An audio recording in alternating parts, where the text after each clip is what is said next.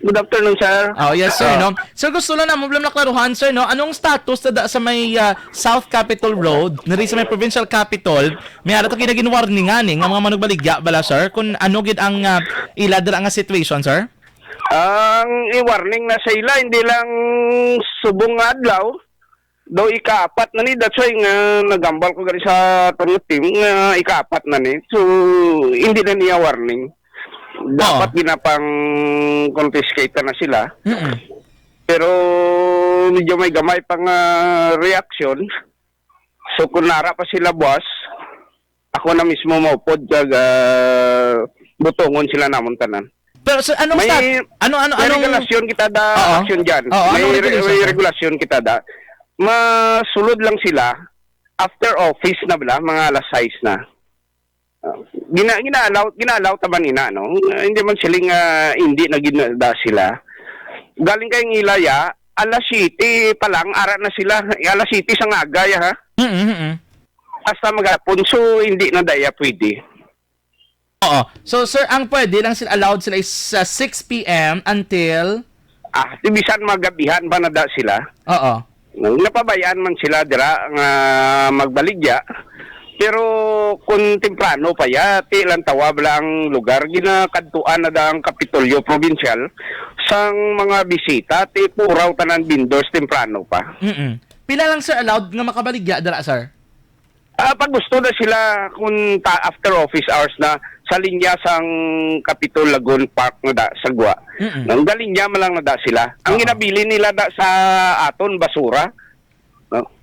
Ang matod sinaya bisan sino maobserbar dira ang tanan nga basura paghalin nila ang syudad sang Bacolod yang aton nga street cleaners amo yang nagaantos dira.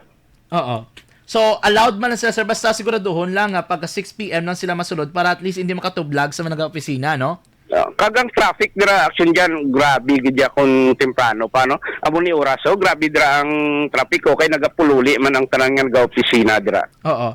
So tomorrow, sir, balikan ninyo ang area kay amo ni siyang regulation. Wala man limit kung pilang magabaligya, basta by 6 p.m. lang allowed sila nga magabaligya. Kung magsigi sila ya, hindi lang na ya, 1, 2, 3, 4 ka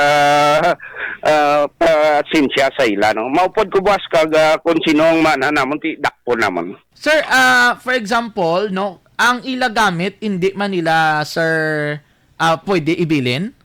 Hindi nila na pag-ibilin, gilang clear ina siya sundyan kun aga. Kaya ang ginareklamo dira, ang tanan nga basura sa gabi. Kapila namon na dagi na monitor ang aton nga mga kapulisan sa assign sa may enforcement team ga monitor kon gabi. Ang reklamo dira mga 10 o'clock sang gabi ang basura.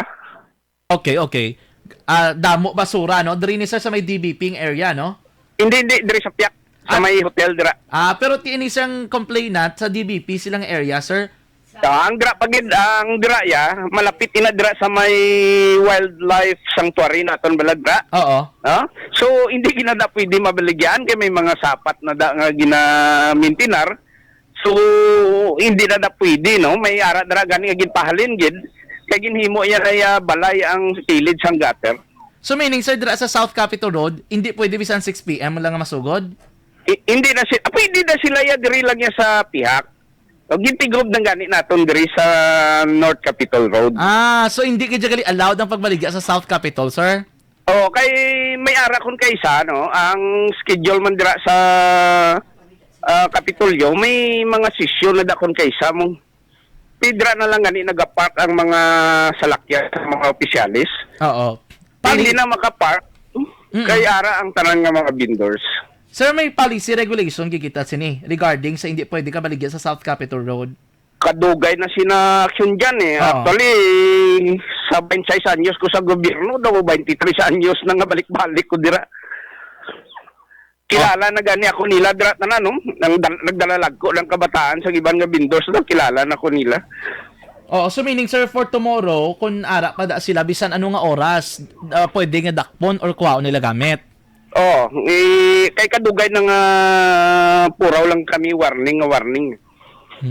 Okay. Kaya mo na sa ila di actually may nagsaka diri sa amon si Nanay, si Nalayda. Ya concern na muna kay hindi na sila kuno allowed magbaligya pero di according sa ila do may nagpahanugot kuno sa ila sir nga previous administration to nga para makabaligya lang da blahaw?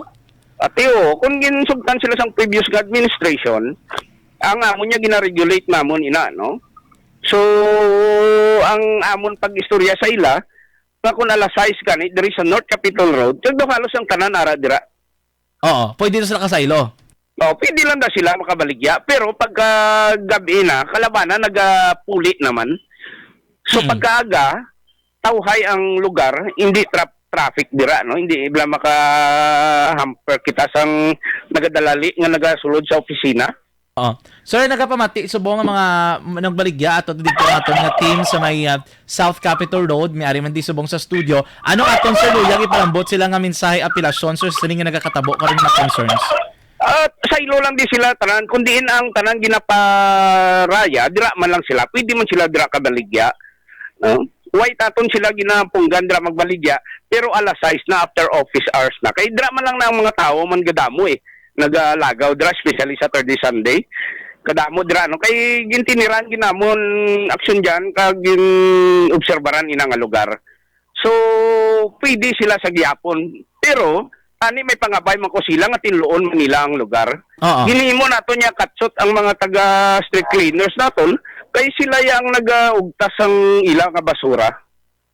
Yes sir, no. Anyway sir, Ray, thank you so much kid sa pagsabat sa amon nga tawag and ipalambot ina mo na dira sa mga residente and let's see no kung ano diring ilang nga mga reaction. Thank you kid sir mayang hapon. Okay, sige Sir Jam. Salamat kid. Yes sir, no. Si Sir Ray Di Mesanang team leader sang enforcement team sa City Legal Office. Nice